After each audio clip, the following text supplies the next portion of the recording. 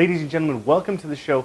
Today I'm going to share with you why I don't make content the way I used to. Content's more valuable than it's ever been before. In fact, it's the only way to catch people's attention from the internet, especially on social media. It's such a strong tool that 74% of companies say that content not only increases the number of leads that they get, but it increases the quality of those leads as well. The increased leads and lead quality come from a good reason too, because 9 out of 10 B2B buyers say that content moderately to heavily influences their buying decisions. This isn't new news though. Content marketing has become so important that 93% of business marketers are using it to draw in new leads, and most are showing success too.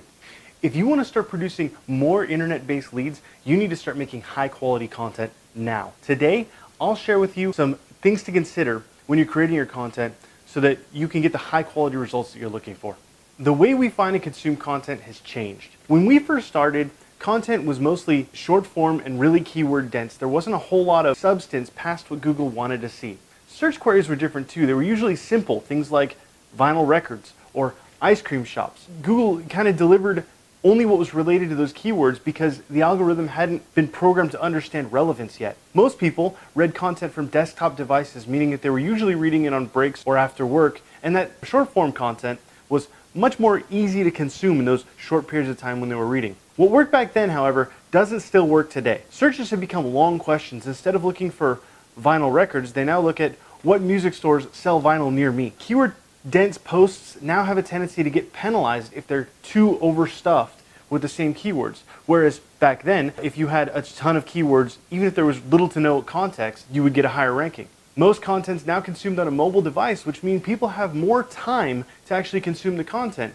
because they could do it at times when they're sitting in the bathroom, on a bus or train, even read a little bit of it on their break and then put it back in their pocket to read for later. Plus, social media exists today like it didn't exist before, with all sorts of diverse networks constantly sharing content versus the one or two that existed back in 2006. Strategies for content creation need updated. Look, if you're going to create content in the modern environment, you need modern strategies. That's just a fact. I recently wrote a post with 6 great strategies that you can use. If you need more in-depth information on what content strategies you might be able to employ to create your content, go ahead and read it. It covers specific blogging goals, things like increasing your traffic, producing better search results. They're outlined actionable strategies, things that you can implement step by step according to the post. They build SEO, traffic, and leads better than any of the strategies that we used to use. If you're not using modern strategies, you're going to be in trouble. Remember that content's been key since 2006, but the world's changed. People crave knowledge now like they didn't back then. They want to know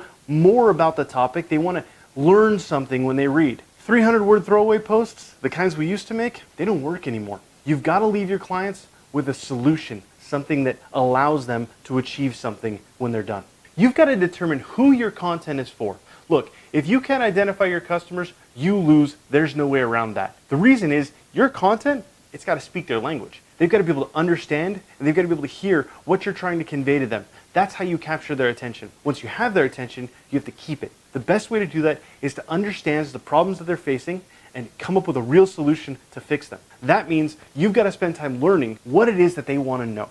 Content gets direction from your market. You can find out all you need to know as long as you're willing to put in a little bit of research. Sites like Quora and BuzzSumo are going to give you clues as to what people are consuming and what they want to know. They ask all the questions that they have on Quora, and you can simply search your keyword there and find out what questions is being asked. On BuzzSumo, you can look up your keyword and find out what they're consuming that matches it. Social media trends can also help inform your content. Things that are happening and being talked about a lot on social media are one of the best ways to jump in on a trend, especially if it's in your industry, something that you actually have the authority and knowledge to comment on. When you jump in like that, you can catch more attention faster. Build buyer personas to identify those ideal customers. Using the information you've gathered through all of your different research, plus all the information you know about what makes your customer similar, you can create these personas that will help you speak the language of your customers. That's going to help you create content that resonates with each individual buyer persona. Content requires an end goal. Now that you know who your customers are, you got to figure out what you want them to do when they visit your site. Maybe you want to lead them to a purchase now or in the near future. That means at some point, your content is going to have to start directing itself towards talking about making that purchase and that product you want them to purchase. Maybe you just want them to sign up for something. Usually that entails some sort of action that isn't going to directly lead you to income, but it might. For example, if you're building a list of social media followers or trying to get people to sign up for a nonprofit organization, those things don't necessarily create profit. They still create some sort of a return for you. A clearly defined goal is going to direct your content. All the copy that you write, all the photos that you use, all of that content path needs to eventually lead to that goal. By knowing that goal, you're going to be able to direct your content so that it creates that path. Calls to action and things like email follow-up ultimately are going to help guide them toward the next step in the process. Now build a lead funnel that parallels that goal. Take your end goal that you have in mind and break it down into smaller parts. From a piece of those smaller parts, you can create a lead magnet that's going to capture the attention of somebody that might actually be interested in making that purchase or signing up for that list. From there, break that lead magnet down. Offer content that somebody who would be interested in that lead magnet would want to read. Ultimately, that's going to help you create a path through your content, through your calls to action, and eventually onto your list that will lead them to that end goal that you have. Drive content traffic through effective channels. How are you going to get traffic to the content that you've created now that you've created it? Social networks, for starters, are going to play a key role. Unless you, for some reason, don't have a presence, maybe you've just started or you haven't built your social media presence, you're going to want to start pushing your content out to the followers and fans that you have on social and to their friends and family. That's immediately going to create traffic because, well, most content's consumed through social media. Pay-per-click ads are also a viable option if you've got content that exists that's already working. When you see something that's capturing attention, pay to give it a little boost through places like Google AdWords. That is going to bring in even more traffic. Guest posting on other blogs is another great way to get traffic. As long as you do a good job for your host blog, their audience is eventually going to start trickling towards your site and paying attention to more of your content. Just make sure you link back to the content at the end of your guest post. Consider non-traditional traffic sources as well. Ebooks, for example, if used properly through Kindle's exclusivity program, you're going to be able to put a call to action in there, and they're going to start sending you back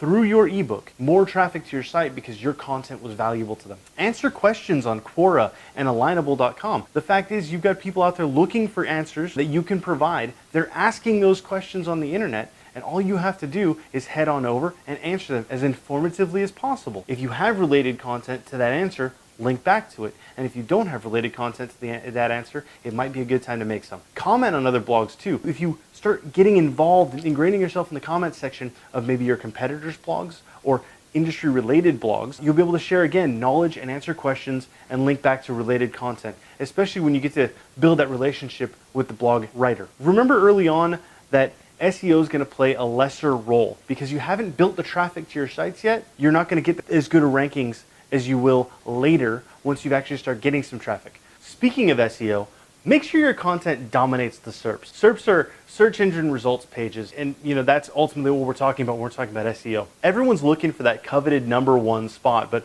obviously not everyone's going to get it. In fact, not everybody's going to get page 1. That means because of that limited space, you've got to play it smart if you want to improve your odds. Unique headlines are going to rank better than copies. The fact is, copying somebody's headline is going to get you a penalty for being duplicate content on the web. They think you're plagiarizing when you do that. And so you want to avoid that as much as possible. Similar headlines, not quite copies, but the same point, prove that your content's related to the same things that content is related to, and therefore should show up in the same search results. You need to go a step further and eliminate your search engine competition. Use Google to search for your headline, but make sure you surround it in the double quote. What's going to happen is Google's going to return a result based on the exact phrase match. That means if there's a copy of your headline out there, Google's going to bring it back and let you know. If it does, you've got to modify your headline. If it doesn't, you're golden, you're ready to go. As long as you meet all the other SEO requirements, you should rank well. Content clusters build consumption channels. Build your content on the marketing rule of 7. That's going to be great not only for your SEO, but it's going to help your site visitors achieve that end goal we were talking about earlier. The marketing rule of 7 is getting somebody to see an ad or a set of ads at least 7 times before they're ready to buy. That usually pushes people into the buy phase mentally. Treat every blog post like one of those 7 ads. The whole idea is to get visitors to come back to your site or read multiple blog posts at least 7 times. By then, they should be ready to buy. Build your foundation for these content clusters on pillar content. Pillar content's the super long form content that reflects all of your main categories or keywords on your website and on the content that you create. Pillar posts should serve as really the complete resource for that category. It should have all the information that really anybody should need to know.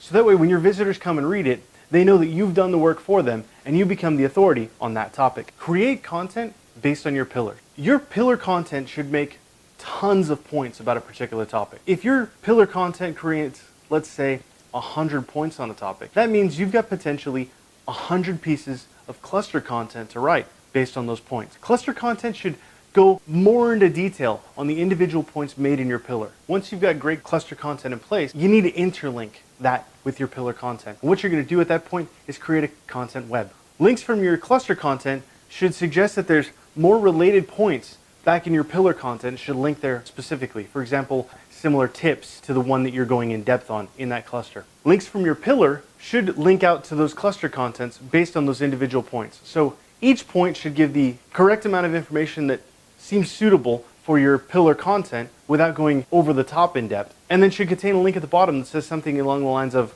more info, click here, and points to the title of that cluster content. Remember that no matter how much you included on your pillar content, you can always be more specific. You just gotta ask yourself how you can be clearer. Make your cluster content even more specific. If your pillar is 115 ways to master job interviews, you might be able to write a cluster post called 25 body language tips for your next interview, or maybe 15 questions you should ask when hiring a nurse. From there, you can link out to more related resources that you didn't have space for in your pillar content. If you could figure out how to be more specific, there's always more information to include. Let your content prove you're an authority. People want somebody who really understands their stuff. They want somebody that has all the knowledge that they're going to need and can share it with them whenever they need to. Your content should be packed with that information. Do intense research.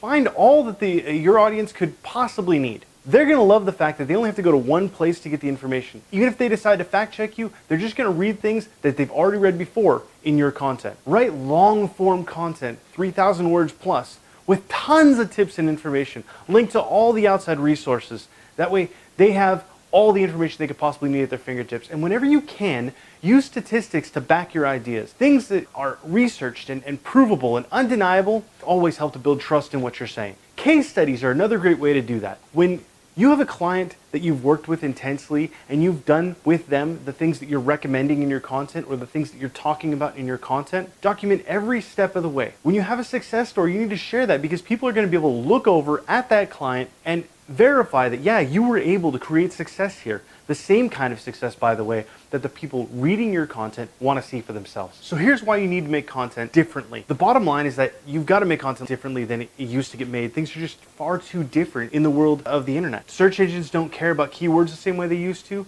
and other factors are playing more major a role when they pull up a result. Keywords aren't dead yet, but there's clear evidence that they're dying. You can't just rely on them alone anymore. The context of the keywords, for example, is a much bigger factor than it used to be. Google wants to see that they're embedded in the content that's relevant to what the searcher's actually looking for. Traffic and linger time are now being used to demonstrate the relevance of your content. Linger time is the amount of time a visitor stays on your site and browses other pages. The longer they stay on your site, the more relevant the content is. Kind of makes sense when you think about it. Also, aside from just search, what actually catches people's attention has changed. People don't just want useless fluff anymore. They're looking for something substantial in their content. They need answers, they need solutions, they need entertainment even. What they're really looking for is that aha moment. The more you can capture their attention, the better your content's gonna do at converting these viewers and these visitors into leads and customers. You can maximize your content with these ideas. Everything that I went over in this video is going to help boost your content as long as you apply it. If you can take advantage of these ideas, your content's going to be way more full of information and it's going to provide higher relevance for your audience. Your website will wind up better optimized for search, and overall, it's going to be better organized for your clients to travel through. But things like this take time to work. Success on the web, it never comes quick. It takes time to build.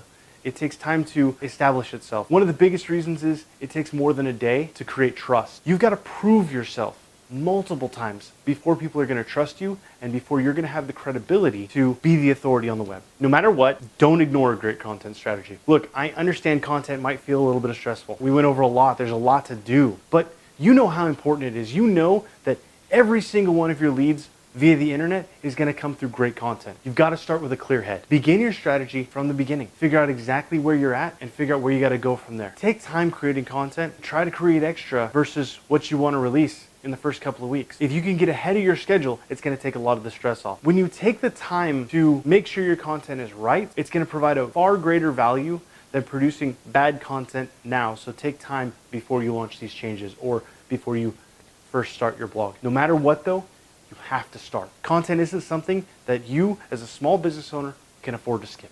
That's it for this episode. I really hope that the information I provided can be of real value to you, that you can put it to use and start seeing those kind of results that we talked about today.